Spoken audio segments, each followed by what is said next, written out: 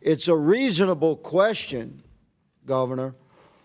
What you're noted in many interviews, I'm not going to go through them ad nauseum, you were aware of this level of fraud. The fact is, starting in 2019, I went to the legislature asking for... But you didn't pause payments, Governor. An opportunity, sir. Are you leading the criminal investigative effort into this massive fraud across the board in the health care spectrum in the state of Minnesota or not?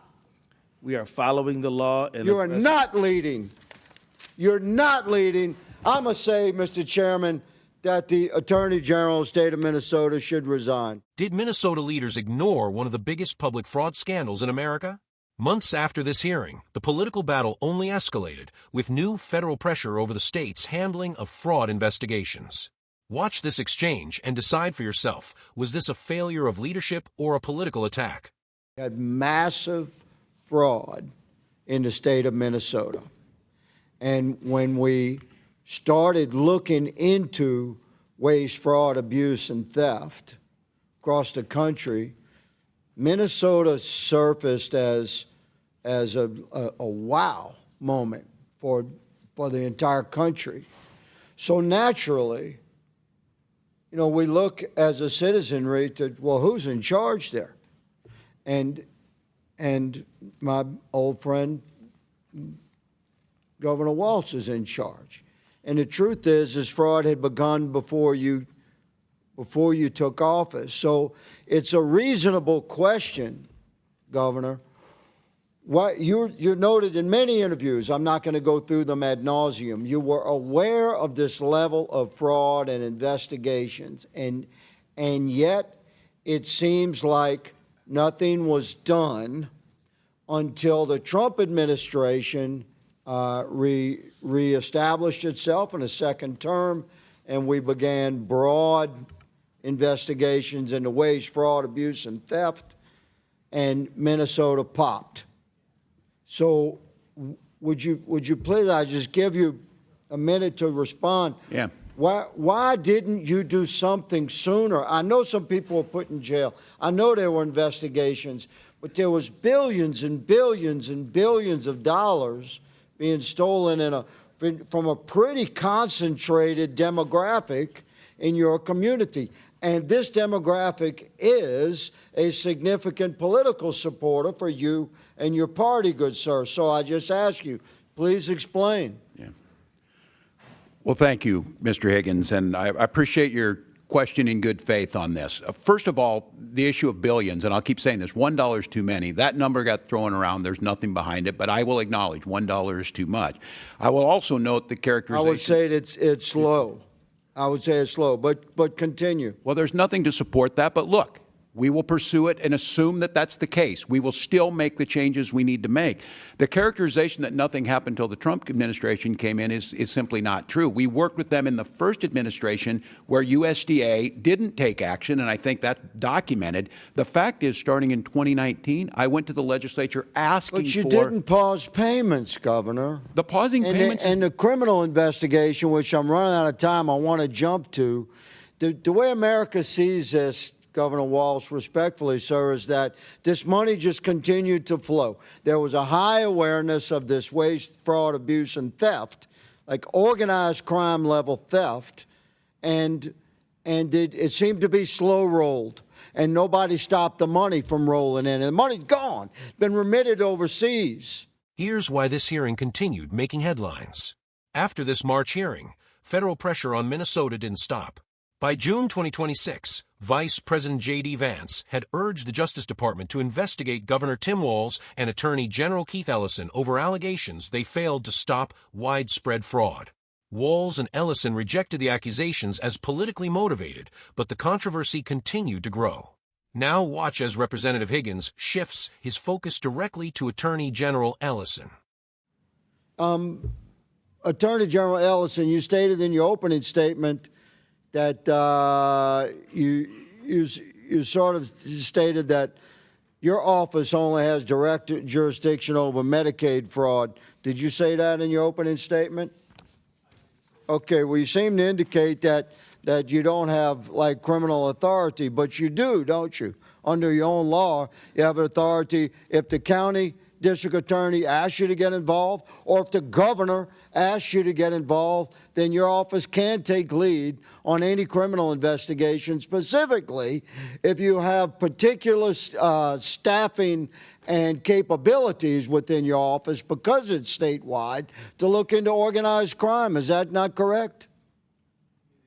Okay, so you have the authority to lead your state's effort to respond to this massive fraud at the state level from within the healthcare realm, where government money is being stolen at very, very high levels, unprecedented levels in your state.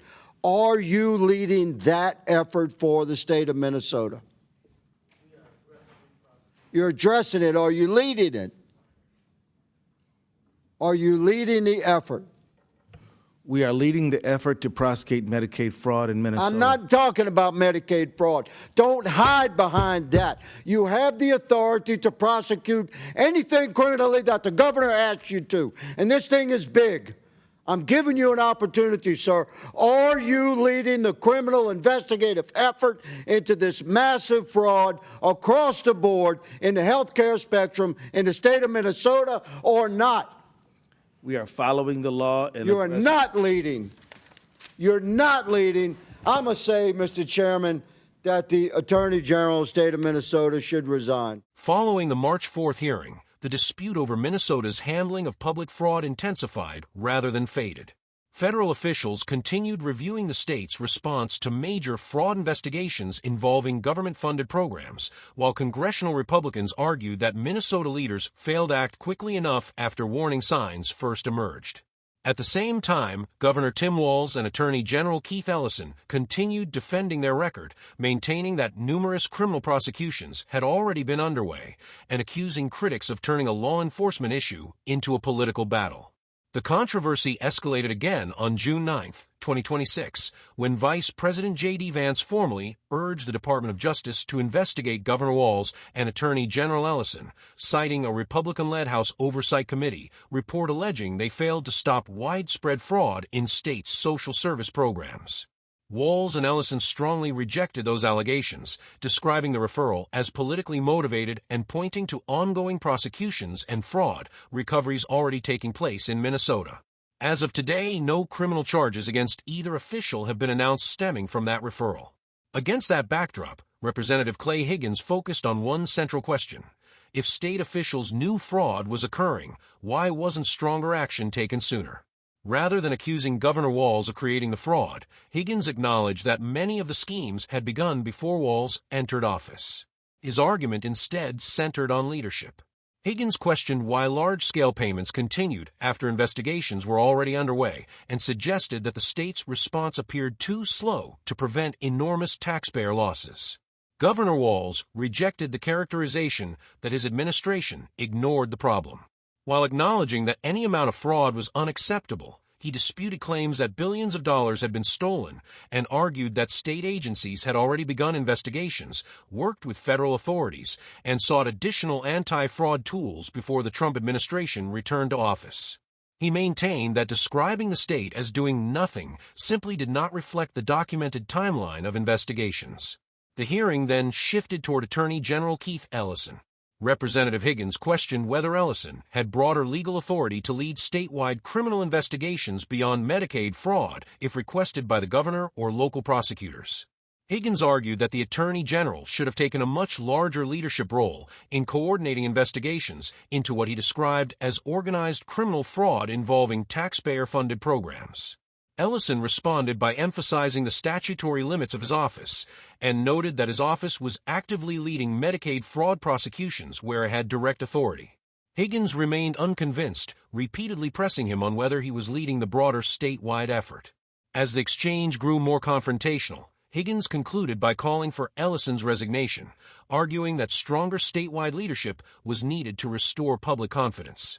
It's important to distinguish between verified facts and political allegations. Federal prosecutors have secured numerous convictions connected to major fraud schemes in Minnesota, and state officials acknowledge significant fraud occurred.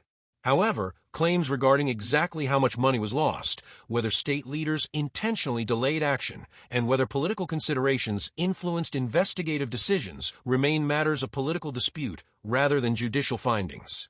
Congressional hearings frequently involve competing interpretations of the same events, particularly when questions of government oversight and executive responsibility are involved. Viewed more broadly, this hearing reflected a larger national debate over accountability for taxpayer dollars. Beyond Minnesota itself, lawmakers across the country have increasingly focused on how federal and state agencies detect fraud, recover stolen funds, and respond once warning signs emerge. The disagreement was not simply about one state's handling of a particular case. It was about whether government leaders acted quickly enough to protect public money before losses grew into one of the nation's largest public benefit fraud investigations. What do you think? Did Representative Clay Higgins raise legitimate concerns about leadership and accountability, or did Governor Walz and Attorney General Ellison present a convincing defense of Minnesota's response to the fraud investigations? Share your thoughts respectfully in the comments below.